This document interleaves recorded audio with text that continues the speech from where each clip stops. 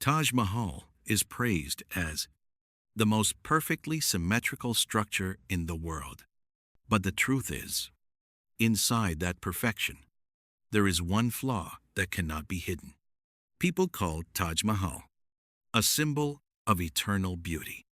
But what if I told you that the structure that has stood for over 400 years on soft river mud survives because of an engineering solution that goes completely against logic?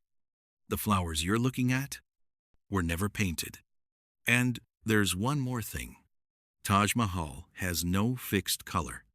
In the morning, it looks different. At noon, it changes again. And under moonlight, you'll see a Taj Mahal that never exists during the day. So what is it really? A great architectural masterpiece? Or a collection of contradictions? Built entirely from stone? Follow me as we uncover what truly makes Taj Mahal fascinating. Taj Mahal is located in the city of Agra, in northern India, along the banks of the Yamuna River. It was built in the 17th century, during the Mughal Empire, and took more than 20 years to complete.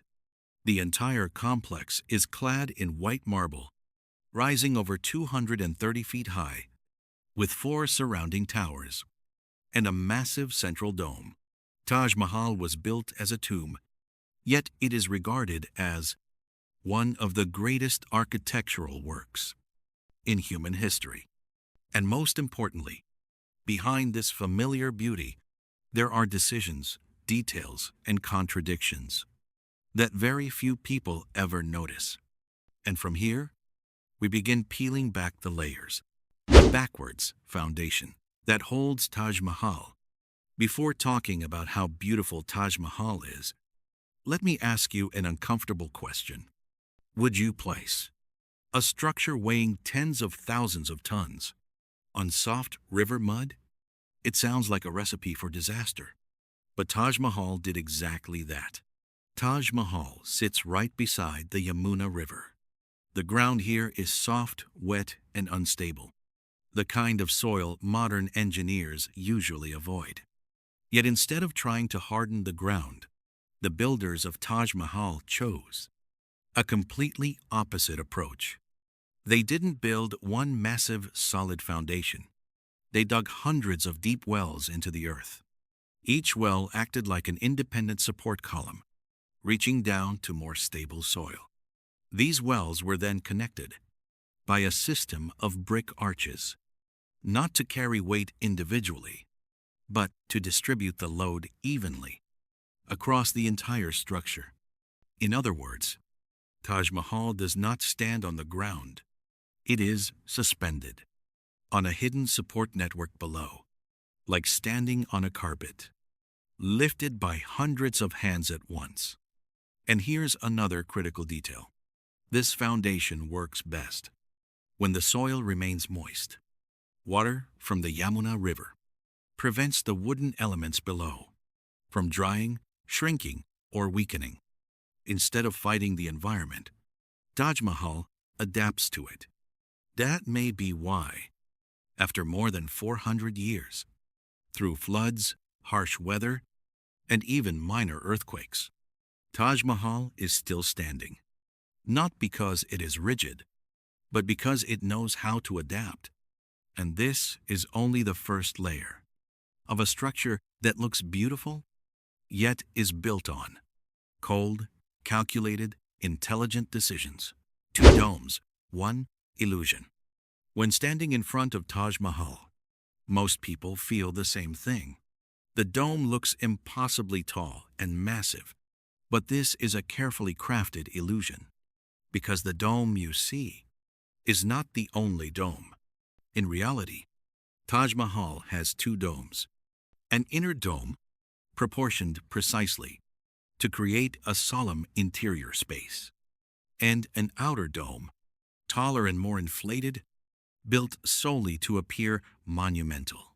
If only one dome were used, either the interior would feel too tall, cold, and empty, or the exterior would lack the visual impact of an icon. So Taj Mahal chose both. The space between the two domes helps adjust proportions, reduce structural weight, improve ventilation, and distribute forces more effectively.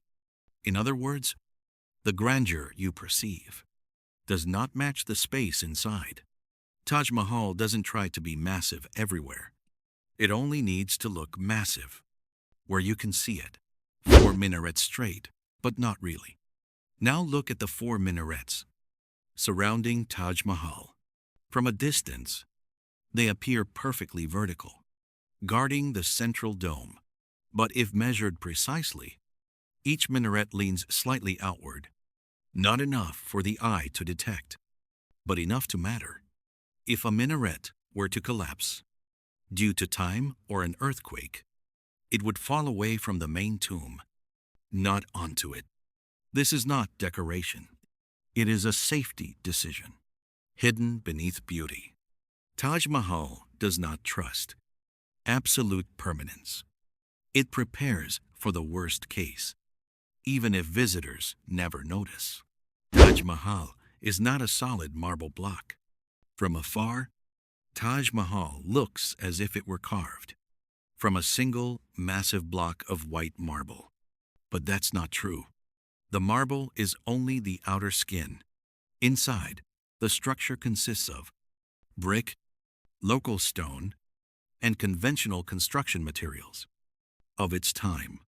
This approach allowed the builders to reduce weight, speed up construction, and conserve rare materials. Taj Mahal doesn't display wealth by building solid marble throughout. It only needs to look perfect where you can see it. Smart mortar before modern cement. When Taj Mahal was built, modern cement did not exist. Yet the structure resists moisture, endures heavy rain, and has survived for centuries. The secret lies in lime mortar, mixed with natural organic additives, carefully processed, flexible, strong, and breathable. This mortar does not become brittle, handles moisture well, and suits the humid riverside environment. Taj Mahal doesn't need modern materials. It needs the right ones. The Charbagh Garden. Before reaching the tomb, you must pass through the Charbagh Garden. It is divided into 4 equal sections by intersecting water channels. This design is intentional.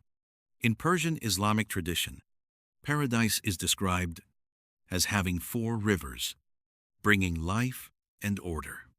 Interestingly, the tomb is not placed at the center of the garden, but at the far end. This makes you feel as if you are approaching something sacred, not standing equal to it, the octagon and the 8 gates of paradise. If you look closely at the layout of Taj Mahal, you'll see the main tomb is octagonal. In Islamic culture, the number 8 is closely tied to the image of 8 angels supporting paradise and 8 gates leading into eternity. That's why Taj Mahal isn't just beautiful in form, it's also symbolically precise. Every direction, every face, every approach carries meaning beyond architecture alone. Over 20,000 artisans, and no one built Taj Mahal alone. One thing that's easy to misunderstand is this. Taj Mahal is often linked to one name, one emperor, one story. But in reality, Taj Mahal is the result of over 20,000 artisans from many different regions. Each person worked on only a small piece. Some specialized in stone carving, some focused only on floral inlay, some handled geometric proportions, some prepared and processed materials. No one saw the entire picture. So Taj Mahal wasn't the work of a single genius. It was the combined effort of thousands of hands, each person mastering one craft, all serving one shared vision. Quranic inscriptions that grow to trick your eyes, When you stand at the main gate of Taj Mahal, you'll see Quranic verses carved along the frame. At first glance, the lettering looks perfectly consistent from bottom to top. But the truth is, it isn't consistent at all. The lines higher up are carved noticeably larger than the lines below. The reason is simple. When you look up from the ground, everything farther away appears smaller. So Taj Mahal corrected that illusion. The result is that your eyes get convinced. Everything here is perfect. This isn't decoration. This is mathematics built for human vision. Taj Mahal has no single color. Taj Mahal isn't white. At least, not all the time. At sunrise, as the first light hits it, Taj Mahal glows a soft pink. At midday, it turns bright, sharp white. And at night, especially under moonlight, Taj Mahal shifts into pale blue or muted gold, almost losing its sense of stone. That effect comes from a special kind of marble, an extremely refined surface, and the way it reflects light so intensely. Taj Mahal doesn't change color to impress you. It changes because it was designed to live with light.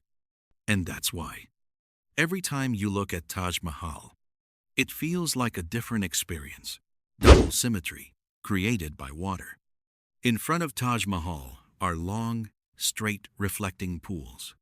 When there's no wind, the surface becomes a perfect mirror. You don't just see Taj Mahal. You see two Taj Mahals at once.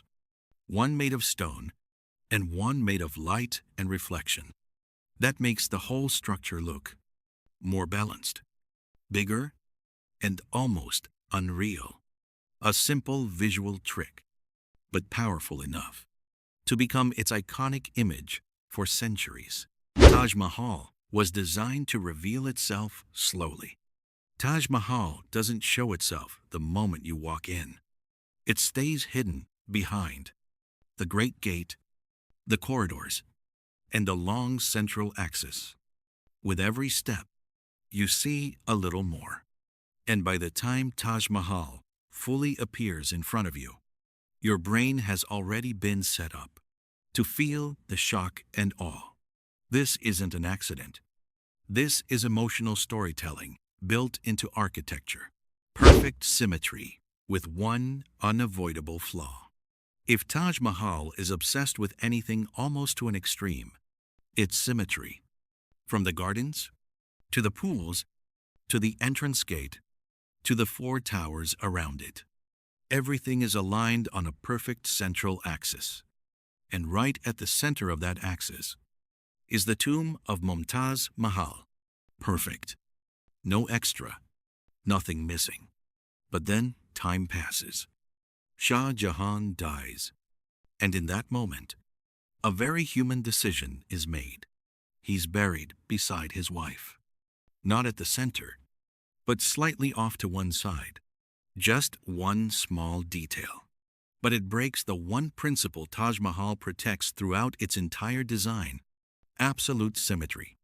And here's what's fascinating. This isn't an architectural mistake. It isn't a technical failure. It's the result of emotion, death, and the limits of being human. Taj Mahal was built to be perfect. But the people inside it made that perfection incomplete. And maybe that single flaw is what makes Taj Mahal feel more human, and therefore more unforgettable. The Cut Hands Legend, a story that may never have happened. You've probably heard this story before, that after Taj Mahal was completed, the workers had their hands cut off, so no one could ever build something that beautiful again. You'll find this story in school books, travel blogs, and social media videos. But here's the problem. There's no reliable historical evidence that it ever happened. No decree, no court records, no archaeological proof. Meanwhile, Taj Mahal was built by tens of thousands of artisans over many years.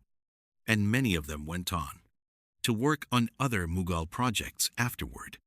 So where did this story come from? Maybe because people want to believe that beauty on that level must come with cruelty on that level. Maybe because we're used to the idea. The more beautiful something is, the higher the price must be. And just like that, a legend is born. And the irony is, a story that might not even be true has helped Taj Mahal become even more legendary. In collective memory, of all the details you just heard, which one surprised you the most? Was it the foundation built on river mud? The fate of the artisans after the work was done? Or simply the moment Taj Mahal changes color under moonlight? Share your thoughts in the comments. Not just for me to read, but so everyone can see Taj Mahal from different perspectives. And if you enjoy stories that don't ask how something was built, but why it matters, subscribe to the channel. There are many famous structures you think you already know, but maybe haven't truly seen yet.